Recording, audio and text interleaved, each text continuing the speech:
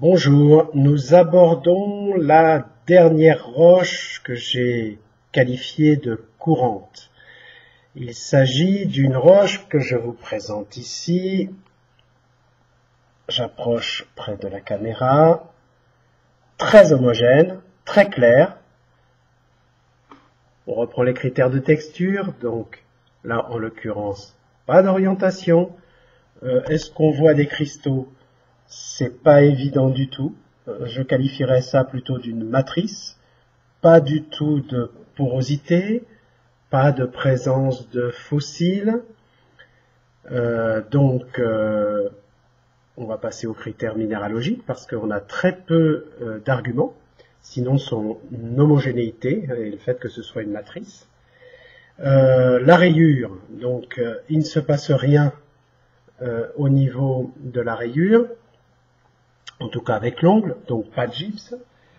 Présence de carbonate.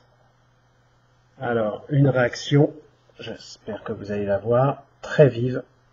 Voilà, on voit même les petites bulles d'acide.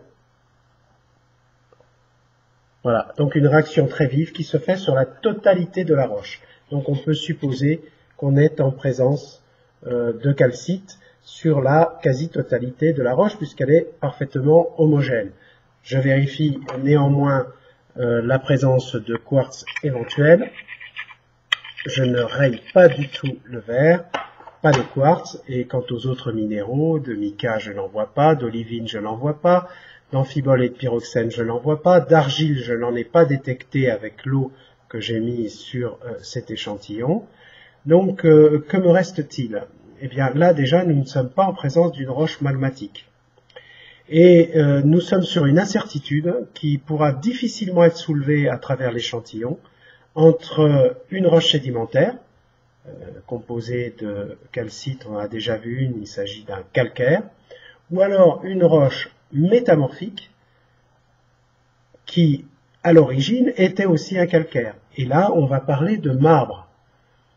Sauf qu'ici, je ne connais pas le contexte de trouvaille de cette roche, donc je peux rester sur cette incertitude. Si vous vous promenez ensuite dans les massifs montagneux, ou alors plutôt en plaine, ou dans les garrigues, vous allez avoir là des éléments qui vous indiquent que c'est plutôt un contexte métamorphique ou un contexte sédimentaire.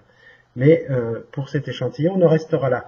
En l'occurrence, il a été trouvé dans les Pyrénées, il s'agit d'un marbre des Pyrénées. Voilà, nous avons fini la présentation des roches communes. On aura quelques spots sur l'utilisation de ces minéraux et de ces roches. Et ensuite, on arrêtera cette série de « Et si on parlait cailloux ».